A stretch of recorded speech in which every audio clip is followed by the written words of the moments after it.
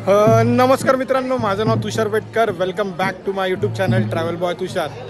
तर आज आहे 22 जानेवारी, म्हणजेच आपल्या राम जन्मभूमीचे प्राणप्रतिष्ठान सोहळा आहे. तसंच आज मी आलो आहे कराडला पाली या गावामध्ये, आणि आपल्या खंडोबाची जत्रा आहे आज.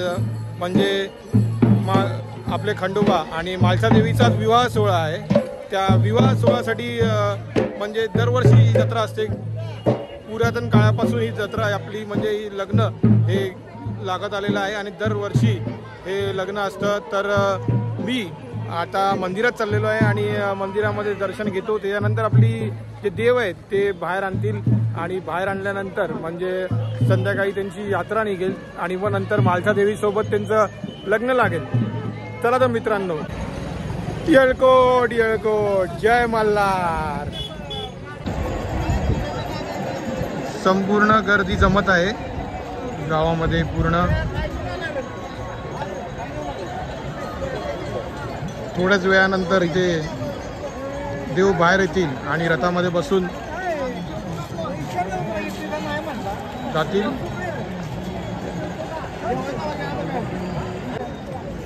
जत्रा भरलेली आहे.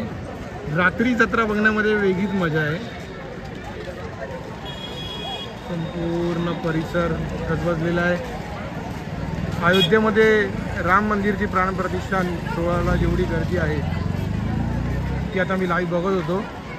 तसंच इथे गावात कराडामध्ये पण पाली या गावामध्ये प्रचंड गर्दी आहे. म्हणजे पार्किंग फुल झालेली आहे. 8,000 ची पार्किंग आहे, ती पूर्ण फुल झालेली आहे. हा आहे मुख्य प्रवेशद्वार आपला खंडराय. मुख्य प्रवेशद्वार खंडोबा यात्रेनिमित्त आलेले. हे आहे मंदिरचं मुख्य प्रवेशद्वार, क्षेत्र खंडोबा देवस्थान पाल. दरवर्षी म्हणजेच खंडोबा देवाची नवीन वर्ष, जसं म्हणजे इंग्लिश नवं वर्ष चालू होतं त्या जानेवारी महिन्यामध्येच ही यात्रा असते दरवर्षी. असे महाराष्ट्रामध्ये म्हणजे संपूर्ण देशामध्ये 11 खंडोबाचे मंदिर आहेत. संपूर्ण मंदिर सजवलेलं आहे. संध्याकाळी बघण्यात तर वेगळीच मजा आहे मंदिराला. आणि हे खंडोबा देवस्थान आपलं पालीचं.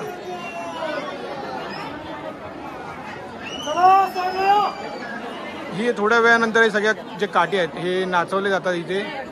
प्रत्येक जिल्ह्यातून वेगवेगळ्या म्हणजे क्षेत्रातून हे आलेले असतात काठी. आणि ते म्हणजे पहिल्या वर्षापासून यात्रेच्या पुढे हे नेहमी ते लोक चालत असतात. ही परंपरा आहे आपली.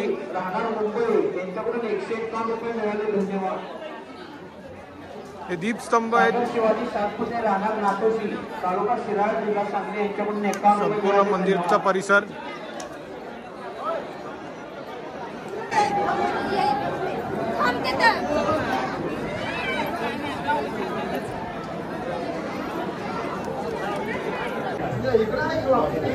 हे मंदिरचं मुख्य मंदिर.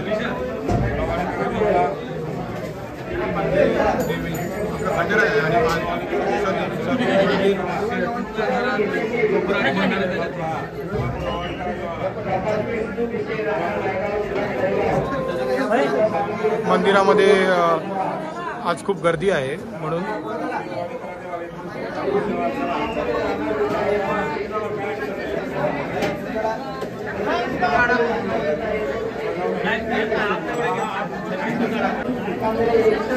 संपूर्ण परिसर गजबजलेला आहे. आणि आता हे मंदिराचा गाभारा आज सोडत नाहीत, कारण की यात्रा आहे संध्याकाळी. तर जेवढं सगळं तेवढं लांबूनच दर्शन सगळ्यांचं होत आहे. अभिषेक पण आज बंद केलेला आहे. अभिषेक चालू असतो म्हणजे, पण आज यात्रा आहे म्हणून बंद आहे अभिषेक. नाहीतर नेहमी अभिषेक पण चालू असतो.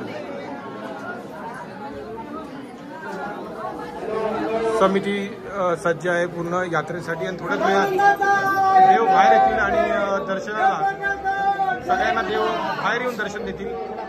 खंडोबा आणि मालसा देवीचं लग्न हे सुमारे 5 वाजता दरवर्षी म्हणजे 4:15च्या दरम्यान लागतं. मंदिराची घंटा.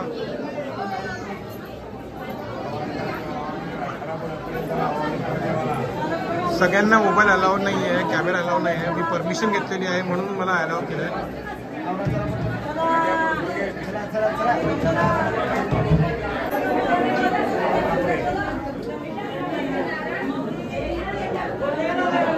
हा मंदिराचा गाभारा आहे, संपूर्ण गाभारा. आणि गाभाऱ्यात जाण्यासाठी हा रस्ता आहे. संपूर्ण गाभाराचं दर्शन.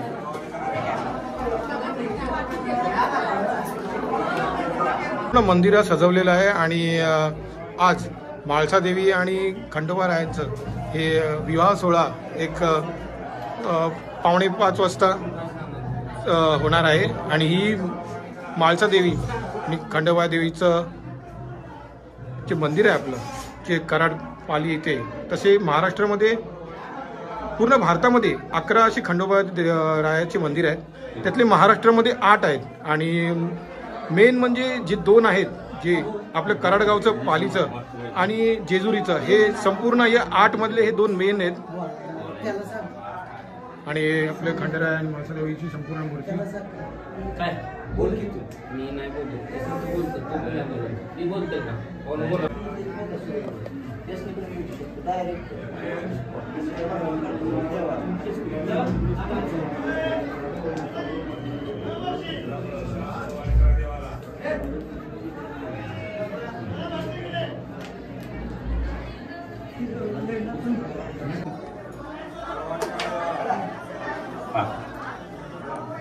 सर्वांप्रमाणे यावर्षी 2024 जानेवारी मार्च महिना पुष्कळ क्षेत्रावर खंडोबा आणि म्हाळसा या ठिकाणी संपन्न होत आहे. आज गोरज मुहूर्तावर संध्याकाळी 5:40 पाली येथे खंडोबा आणि म्हाळसा देवीचा व्यवसाय संपन्न होईल. या व्यवसायाबद्दल सांगायचं म्हणजे अतिशय जुनी परंपरा, वर्षानुवर्षी चाललेला हा विवाह सोहळा अतिशय बघण्यासारखा आणि अनुभवण्यासारखा असतो. आंध्र प्रदेश, कर्नाटक, महाराष्ट्रासह किती राज्यातून भाविक या ठिकाणी येत असतात. तसेच आमच्या श्रीमान्य आमचे दादा हे पथातून देवाला नेण्यासाठी येतील. त्यानंतर तिकडे भवले ते 2 पिढीनंतर सर्व मानकऱ्यांच्या साक्षीने दादांच्या समवेत हा लग्न सोहळा पार पडतो. तसेच या लग्न सोहळ्यासाठी आमच्या सर्व स्तरातील लोकांचे, आमचे सर्व सगळे मानकरी असतील, आमचे पुजारी असतील, सर्व लोकांचं या सगळ्या मोलाचं योगदान आज या ठिकाणी लाभलेलं असतं आणि दरवर्षीच मिळत असते. सर्व मानकरी येणारे, बाहेरून येणारे जे वराडी मंडळ आहेत ते सुद्धा या ठिकाणी जमलेले आहेत. प्रशासन आणि भाविकांना काय तुम्ही सांगा? प्रशासनानं आम्हाला ती मोलाची मदत त्यांनी लावलेली शिस्ती महत्त्वाची आहे. कारण त्यांच्या शिस्तीमुळे भाविकांना अतिशय चांगल्या प्रकारे दर्शन, त्यांची शिस्त आणि आमच्या सर्व मंडळींची लावलेली साथ आणि तसेच देवदाचं लाभलेलं मार्गदर्शन हे या ठिकाणी मोलाचं ठरतं. भाविकांना अतिशय चांगल्या प्रकारे दर्शन या ठिकाणी मिळणार आणि मिळतं सुद्धा. आपण येळकोट येळकोट, जय मल्हार. येळकोट येळकोट, जय मल्हार. सदानंदाचं येळकोट.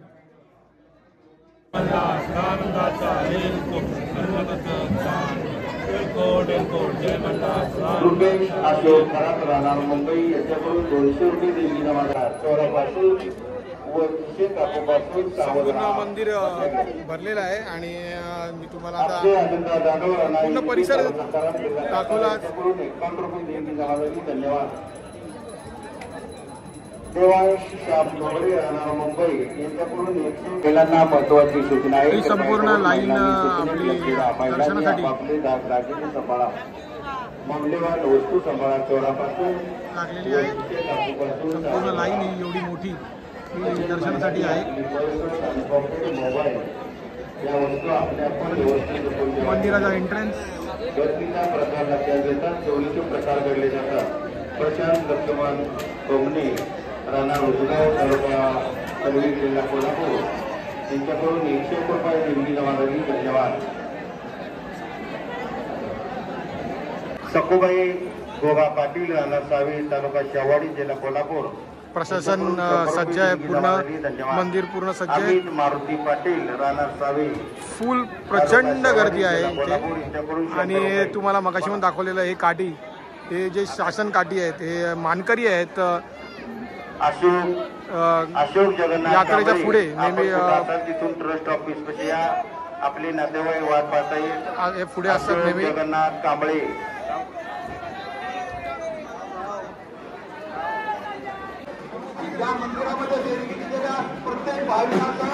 खूप गर्दी झालेली आहे मंदिरामध्ये. आणि प्रत्येकजण येळकोट येळकोट जय मल्हारच्या नावाचा जयघोष इथे आहे. आणि सगळेजण भंडारा उडवत आहेत.